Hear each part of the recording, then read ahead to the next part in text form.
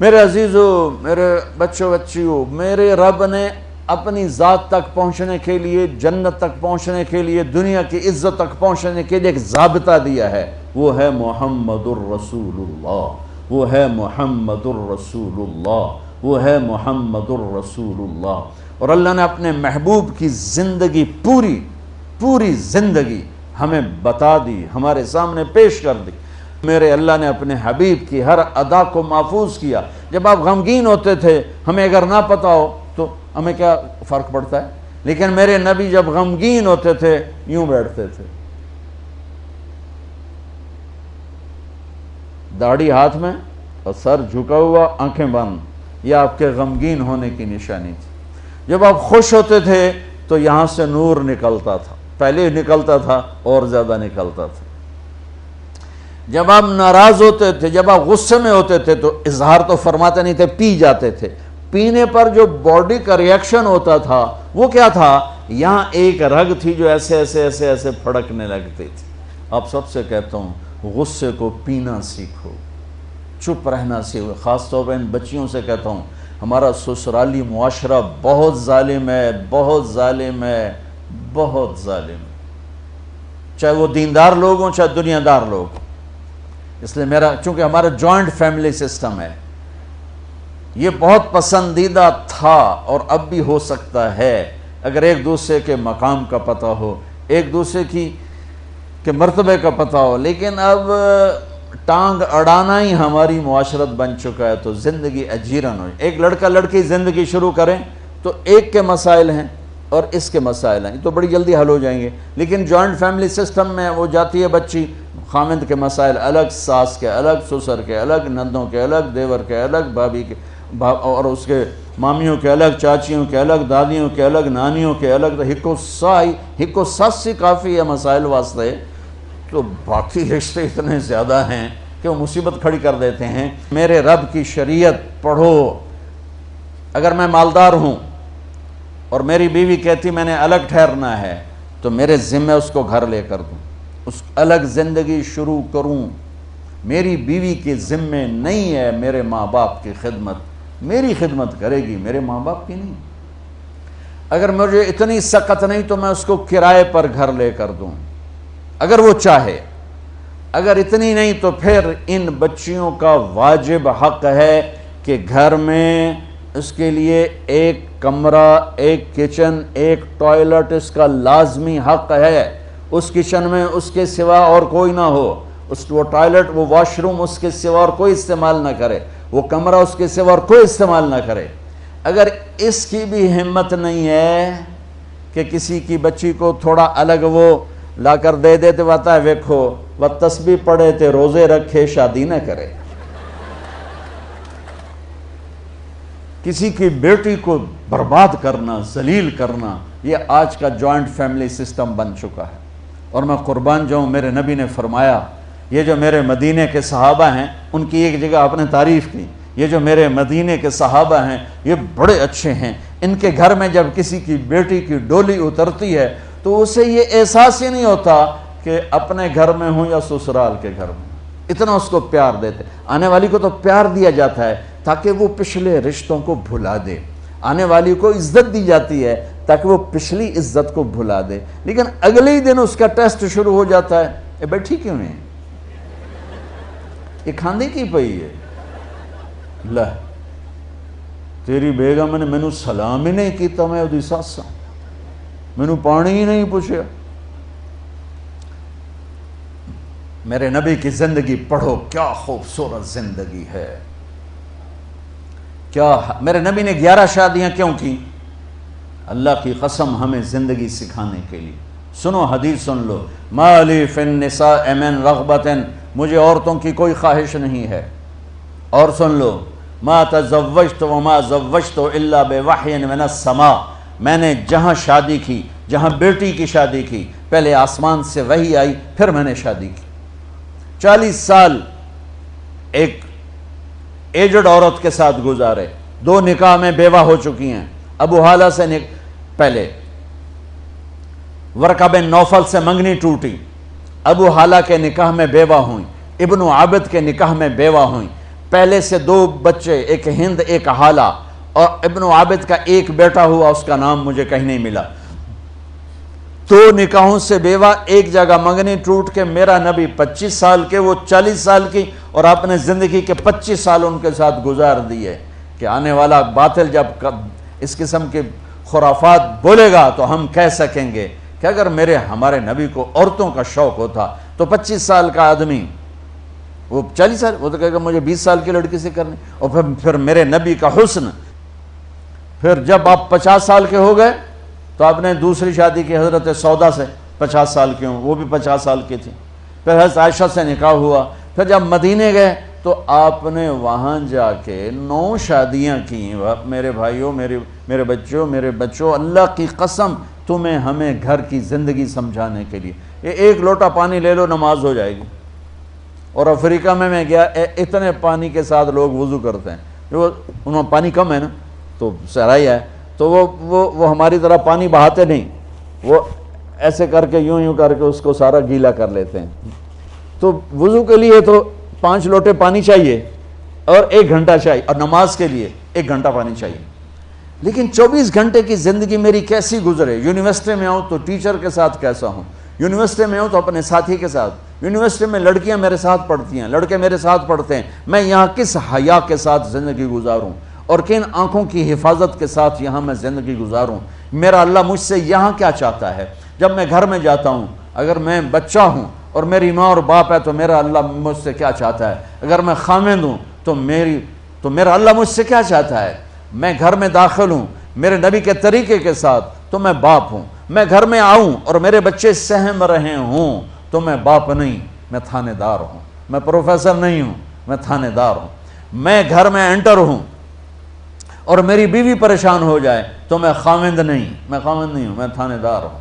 میں class room میں آؤں اور بچوں کے چہرے لٹک جائیں تو میں پروفیسر نہیں ہوں، تھانے دار ہوں۔ میں نہ آؤں اور بچے کہیں شکر ہے نہیں آئے، سر نہیں آئے، تو یہ سر نہیں ہے، یہ سر ہے۔ سر وہ ہوتا ہے جس کے آنے سے بچوں کے چہرے کھل جائیں، خامند وہ ہوتا ہے جس کو دیکھ کے بیوی خوش ہو جائے، بیوی وہ ہوتی ہے جس کو دیکھ کے خامند خوش ہو جائے، اور دیکھ کے دوبارہ باہر بھاگنے کو جی چاہے تو بیوی تو ڈینڈ ہوئی ہوتا۔ تو میرے نبی نے 11 گھر آباد کر کے ہمیں ایک زندگی سکھائی۔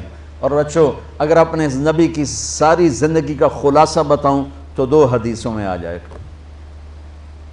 ایک، زبان کی حفاظت کرو ہر رشتے کے سامنے، اور ایک، اپنے دل کو پاک رکھو ہر انسان سے، تو پورے نبی کی زندگی آپ کے ہاتھ میں آ جائے، پوری زندگی۔ ہمارے ہاں صرف عبادات اور تسبیح تک کا دین موجود ہے، لیکن میرے نبی کی معاشرت، میرے نبی کے اخلاق، میرے نبی کا عزت دینا دیکھو، عزت دینا دیکھو۔ آپ ٹیچر بیٹھے ہیں، آپ کے ساتھ بچے بیٹھے ہوئے ہیں، آپ کو کوئی بلاتا سر تو آپ یوں کرتے ہیں، ہاں۔ میرے نبی کو کوئی بلاتا تھا تو وہ کیا کرتے تھے؟ وہ تو سارے سروں کے سر تھے نا، سرداروں کے سردار۔ اب بیٹھے ہوئے ہیں تو میرے نبی کو کوئی بلاتا یا رسول اللہ تو آپ یوں نہیں کرتے تھے، آپ یوں کرتے تھے، جی، فل چہرہ بھی چھاتی بھی۔ ادھر سے کوئی بلاتا یا رسول اللہ تو آپ یوں نہیں کرتے، آپ یوں کرتے تھے۔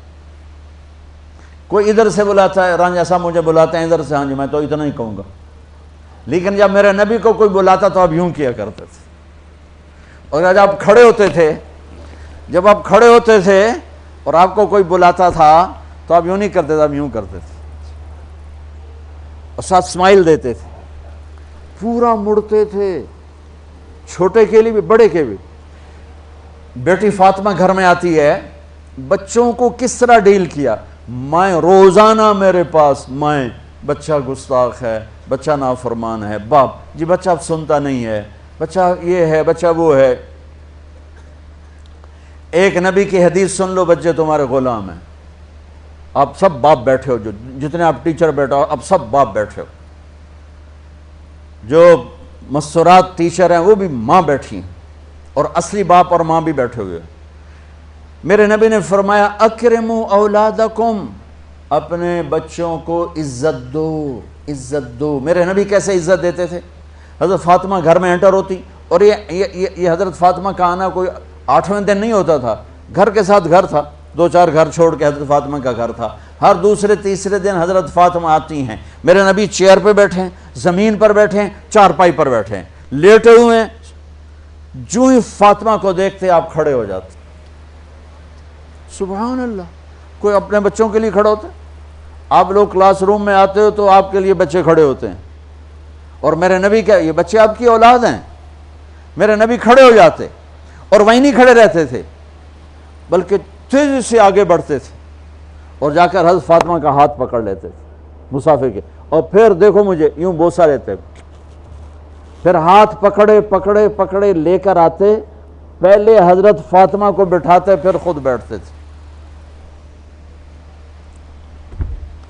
تو پھر کیا جنت کی عورتوں کی سرداری مل گئی. اپنے زبان کا بول میٹھا کرو، اپنے اخلاق اچھے کرو، اپنا چہرے کو خوبصورت کرو، جو اللہ نے دے دیا اس کو مسکرانے سے سجاؤ. مسلمان کو مسکرا کے ملنا بھی صدقے کا ثواب ہے. اور اس موبائل نے تباہی پھیر دی ہمارا. بچہ بات کر رہا ہے اور اماں لگی ہوئی ہے ڈرامے دیتے، ہاں بتاؤ سن رہی ہوں، بکو کیا بک رہے ہو، سن رہی ہوں. دیکھو اللہ کے واسطے یہ فون ہے بھائی، فون ہے، اسے ضرورت کے لیے استعمال کرو، اس کو اپنے لیے لعنت مصیبت نہ بناؤ. ایک خاتون پیپر چیک کر رہی تھیں، ٹیچر تھیں، تو چیک کرتے کرتے رونے لگیں، تو ان کے خامن نے پوچھا کیا ہوا، تو انہوں نے پیپر آگے کر دیا، roll number dash dash dash. تو اس میں تھا کہ تم کیا بننا چاہتے ہو، ایک کویسچن تھا، تم کیا بننا چاہتے ہو. تو اس بچے نے یہاں سے شروع کیا، I want to be a smartphone. یہاں سے اس نے یہ بات، چھوٹے بچوں کا پیپر، تو وہ پڑھا کہ بھئی میں اسمارٹ فون بننا چاہتا ہوں، چونکہ میرے ماں باپ جتنا فون کو اہمیت دیتے ہیں اتنا مجھے اہمیت نہیں دیتے، تو میں اسمارٹ فون بننا چاہتا ہوں. تو اس کے خامن نے کہا تو اس میں تو کیوں رو رہی؟ کہا تمہیں پتہ یہ رول نمبر کس کا ہے؟ کہا نہیں. کہا یہ تیرے میرے بچے کا ہے. میرے نبی نے ایک زندگی سکھائی. آپ گھر میں آتے تھے مسکراتے ہوئے آتے تھے، اظہار محبت فرماتے تھے. عرب کے ماحول میں بیوی سے اظہار محبت عیب تھا، اور گرل فرینڈ بنانا ایک فخر تھا. آپ لوگ کٹھے پڑھتے ہو، اس لعنت سے بچو. باعزت آئے ہو باعزت چلے جاؤ. اپنی شادیاں ماں باپ کی رائے سے کرو، ماں باپ کی دعائیں لے کر کرو، اپنے فیصلے خود مت کرو. یہ کیا کریں، اب بچے بچیاں کٹھے پڑھتے ہیں تو اس قسم کی لعنتیں چلیں گی تو صحیح، لیکن میں جتنا بچ سکتے ہو بچو بچو. اپنے فیصلے ماں باپ کے حوالے کرو، اپنے فیصلے ماں باپ کے حوالے کرو. چونکہ جتنی عشق کی شادیاں ہوتی ہیں وہ ساری ہی ناکام ہوتی ہیں. عرب کے ماحول میں اظہار عشق بیوی کا عیب، اور گرل فرینڈ کے لیے اشعار. اس کلچر میں بھرے مجمع میں ایک آدمی پوچھتا ہے یا رسول اللہ من احب الناس الیک، آپ کو سب سے زیادہ کس سے محبت ہے؟ تو اپنے نبی کی سنو. آپ نے زور سے فرمایا عائشہ سے. وہ ہل گیا، کہنے لگا ارے یہ کیا ہوا یا رسول اللہ، میرا مطلب یہ نہیں ہے، میرا مطلب ہے کہ مردوں میں کس سے زیادہ پیار ہے. تو آپ کو پتہ چل گیا، اس کی نبض پہ ہاتھ رکھ لیا کہ اس کو ہضم ہی نہیں ہوا کہ میں نے عائشہ کا نام لے دیا. اب آپ نے کہنا تھا ابو بکر سے، تو آپ نے کہا عائشہ کے ابا سے، عائشہ کے ابا سے. آپ اتنے کائنات کا بوجھ سر پہ اٹھا کے زندگی گزاری اور اپنے حسنین کے لیے روزانہ وقت نکالتے تھے. آپ کہتے ہو میں ریکٹر ہو گیا ہوں، میرے پاس ٹائم کوئی نہیں، میں پروفیسر ہو گیا ہوں، میرے پاس ٹائم ہی کوئی نہیں. تو کیا فائدہ ہے ٹائیاں لگانے کا؟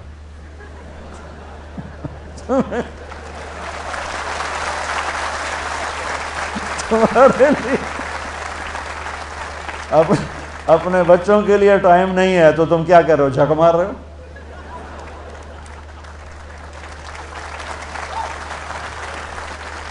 میرے نبی سے زیادہ مصروف کوئی آئے گا؟ بولو، جواب دو زور سے.